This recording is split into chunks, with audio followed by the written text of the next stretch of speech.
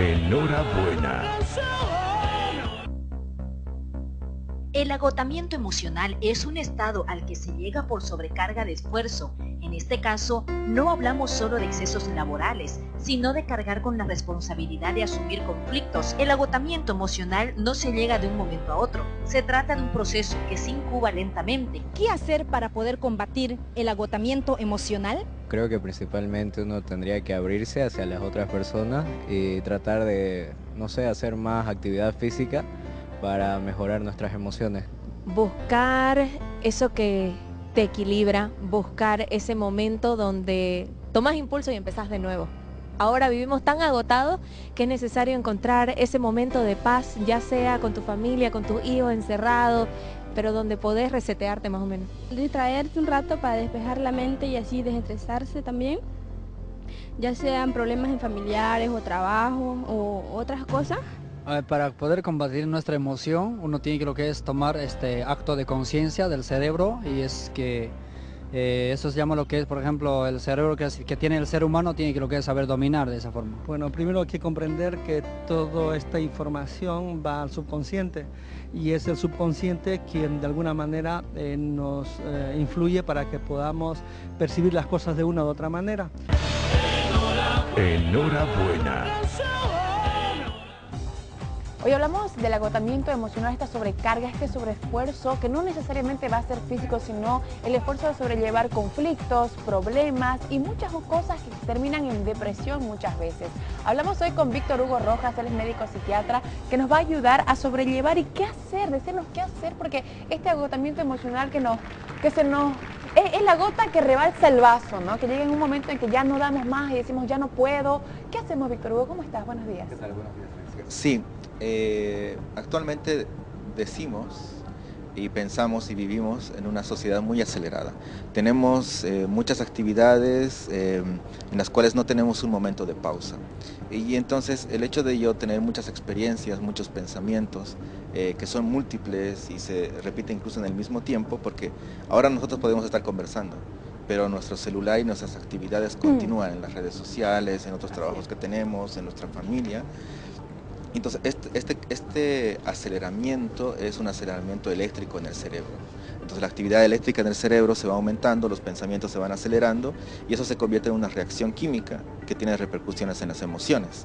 Entonces, cuando mi agotamiento neurológico, eléctrico, se vuelve en un agotamiento electroquímico, entonces mis emociones como que me abandonan. Y entonces ahí se va la fuerza vital, donde podemos llegar a tener cuadros depresivos, o si no, el ritmo sigue acelerado y podemos tener cuadros ansiosos, y con el paso del tiempo esto se puede volver somático, quiere decir que ya empiezo a desarrollar migrañas, dolores de estómago, que son las gastritis, insomnio, etcétera, etcétera, etcétera.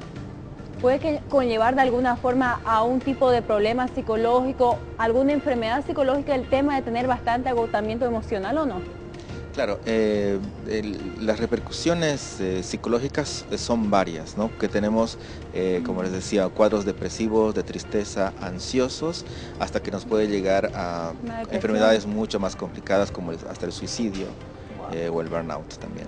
Víctor, ¿cómo uno puede darse cuenta de que tiene un agotamiento emocional? Yo en lo personal trabajo todo el día, me acuesto muy tarde, vivo preocupado, sufro de ansiedad y de por ahí puedo llegar a caer en eso. A veces no me concentro bien, vivo irritado en algunos días, me cuesta. O sea, ¿cómo yo me doy cuenta que tengo un agotamiento emocional o de repente lo confundo por un cansancio quizá?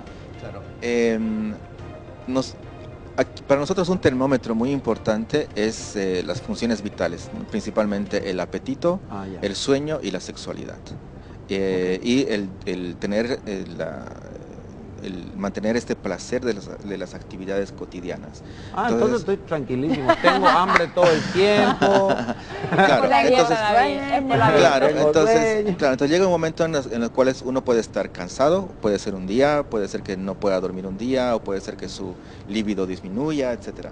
Pero si esto es continuo y no se recupera con el descanso, que si yo pongo reparo en las cosas que estoy haciendo y esto no se soluciona, entonces ya tengo que prestar atención, es decir, qué es lo que me está pasando, o si ocurren muchos síntomas. Pero a veces uno se puede autoengañar.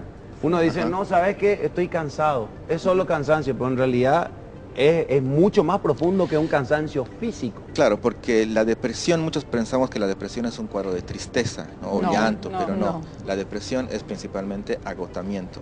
Y más allá del agotamiento físico, es un agotamiento emocional, donde yo pierdo el placer por disfrutar las cosas que hago.